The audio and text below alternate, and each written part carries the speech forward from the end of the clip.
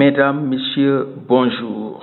Votre revue d'actualité de ce mardi. Les employés de Sabodala Gold Operation en grève depuis 4 jours ont repris le travail lundi 5 août à 20 heures, a déclaré le ministre du Travail, de l'Emploi et des Relations avec les institutions Yankoba Diémé, promettant de réunir les grévistes et leurs employeurs au cours de cette semaine à Dakar en vue d'une bonne collaboration des deux parties. La principale divergence entre la société minière et ses employés porte sur la rétroactivité du paiement des heures supplémentaires qui, selon le ministre, est contraire à l'accord conclu en décembre 2022. L'entrée en vigueur de cet accord homologué par le tribunal du travail était prévue en janvier 2023.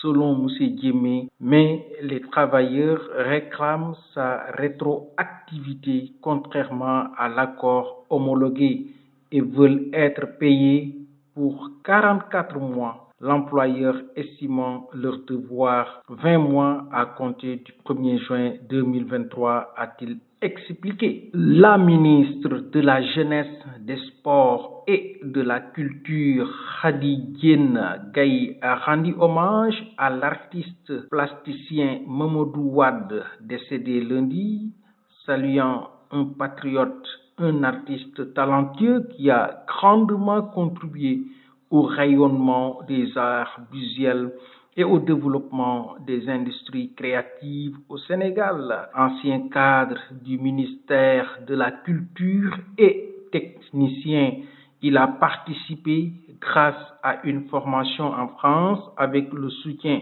de l'ancien président Léopold Sédar Senghor à la création de la manufacture nationale de tapisserie qui deviendra les manufactures sénégalaises des arts décoratifs de Thiès, a ajouté Khady Diène Gaye. Le ministre des Infrastructures, des Transports terrestres et aériens, Malick Ndiaye, a remis lundi au directeur du centre hospitalier Magatte Lô de Linguère les clés d'une ambulance médicalisée d'une valeur de 41 millions de francs CFA. Il s'agit d'une ambulance de réanimation équipée d'un respirateur, d'une pompe à perfusion et de tout le matériel nécessaire que l'on retrouve généralement dans un service de réanimation, a ajouté M. Ndiaye. Il a ainsi appelé les responsables de cet établissement sanitaire à un usage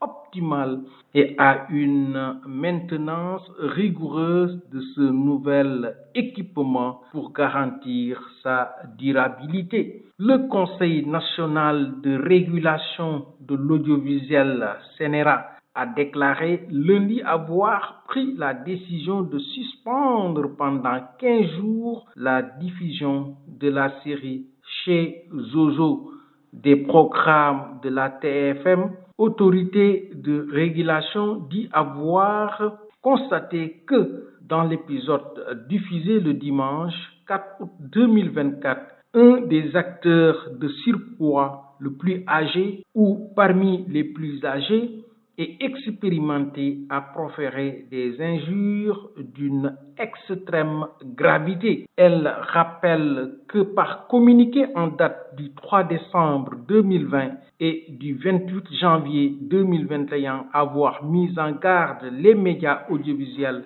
sur les conséquences de la présence dans des contenus d'insultes, vulgarités et autres propos, déclarations ou présentations visuelles qui offensent la morale en général. De même, face à la recrudescence d'insultes et d'insanités dans des séries télévisées, des plateaux et débats, malgré les mises en garde précédentes, le CNRA avait, par un communiqué en date du 9 juillet 2024, adressé une mise en demeure collective aux médias audiovisuels. En cas de récidive, après la reprise de la diffusion de la série Chez Zozo, la production fera l'objet d'une interdiction définitive de division et la télévision fera l'objet de sanctions conformément à la réglementation, met en garde le CNRA.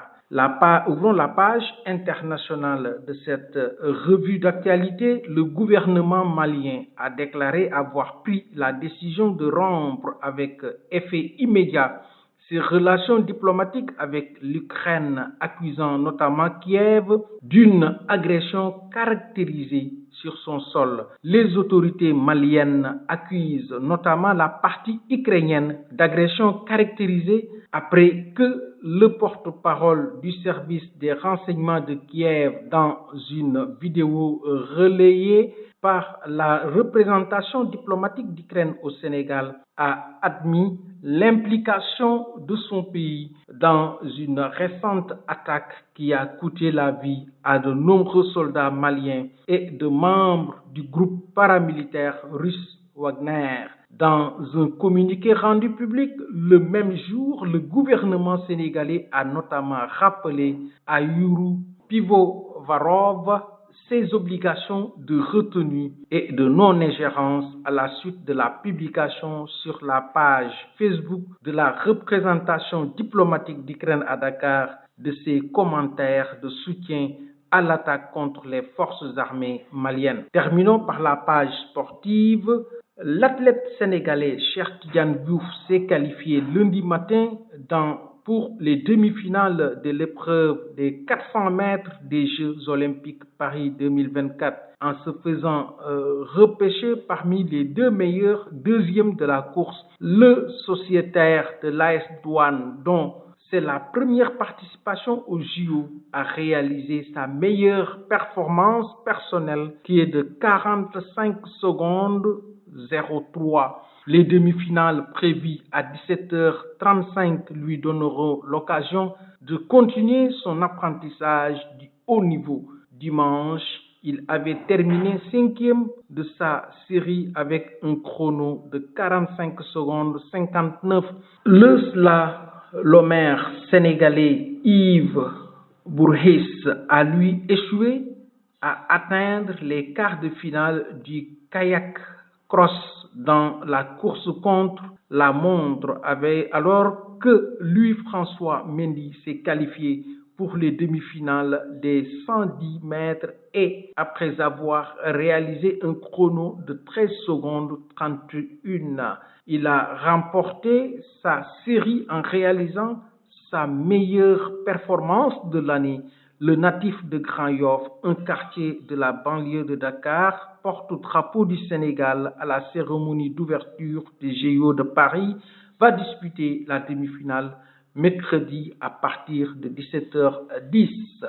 C'en est tout pour votre revue d'actualité que vous suivez sur votre chaîne préférée, Référence TV, la chaîne qui vous donne l'information à temps réel.